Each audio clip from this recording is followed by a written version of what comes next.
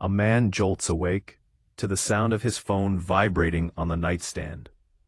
It's 2:14 a.m. The room is dark, silent, except for the ringing. He reaches for the phone, annoyed at first, until he sees the caller ID. His hand freezes.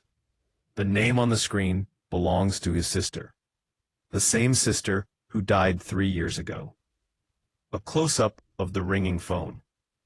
A dimly lit bedroom. His shaking hand hovering over the screen. When he answered, what he heard wasn't just impossible, it changed everything. A phone call from someone who died years ago. The story centers on Daniel, a quiet, ordinary office worker who rarely wakes up in the middle of the night, unless something is seriously wrong. The caller? His older sister Maya. She passed away 3 years earlier in a tragic car accident, leaving behind painful memories Daniel has never fully processed. Her number is still saved in his phone. Not because he expected a call, he simply couldn't bring himself to delete it. Maya's line was officially shut down months after her death. The service was disconnected, the SIM card destroyed. Yet tonight, at 2:14 a.m., the phone lit up with her name. The same number, the same ringtone she used to assign herself. But on this night, the phone rang anyway. The ringtone jolted Daniel awake, echoing through the quiet of his dark bedroom. He squinted at the glowing screen and froze. Maya's name, Maya's number, calling.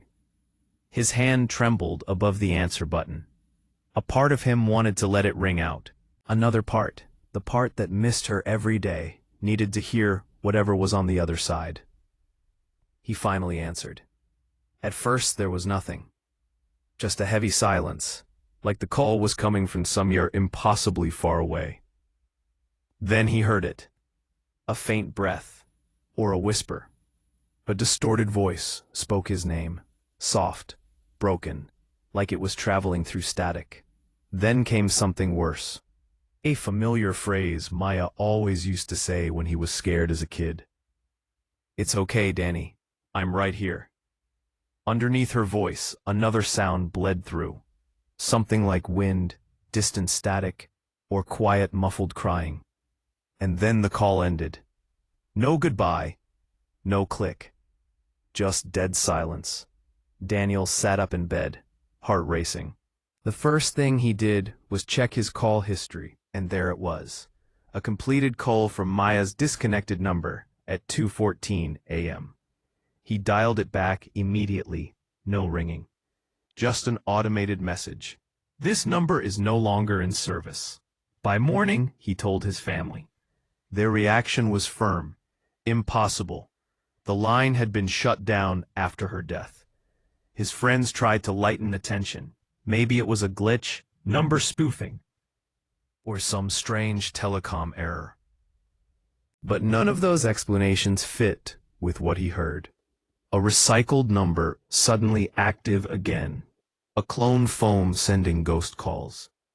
A network misfire pulling an old signal from somewhere it shouldn't. But as he dug deeper, stranger ideas crept in. A message from beyond. A momentary tear in time, a slip connecting past and present.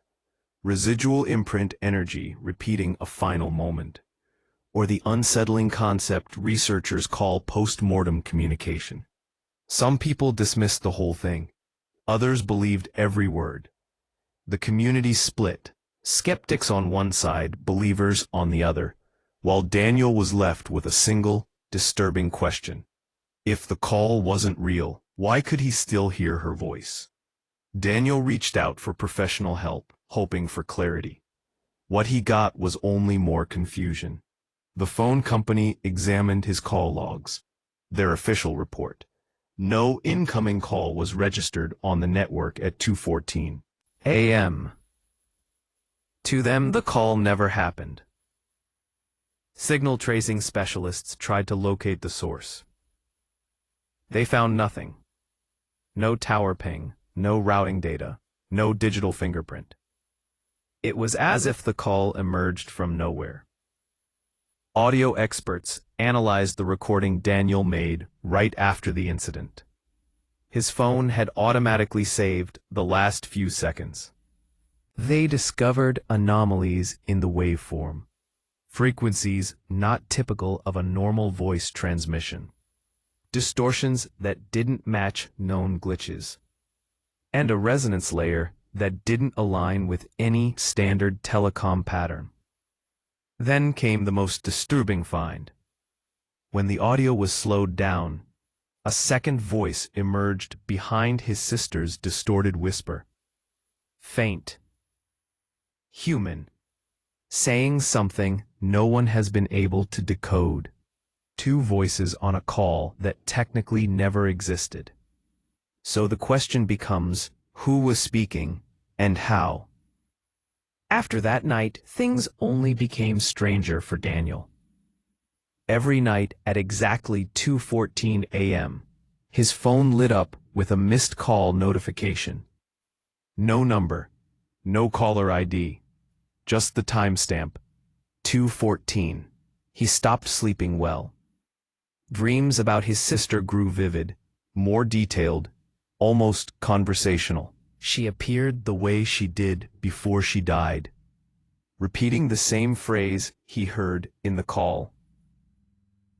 Then suddenly, as it began, everything stopped.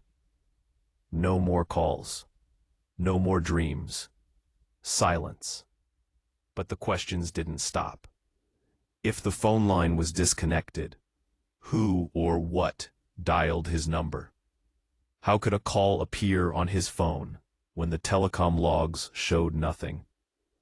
And how did the voice on the line know something only his sister ever said? To this day, there is no definitive answer. If someone who's gone reaches out, are we sure it's them who's calling? What do you think happened that night? Share your theories in the comments. Don't forget to like and subscribe. Thank you for watching. See you in the next video.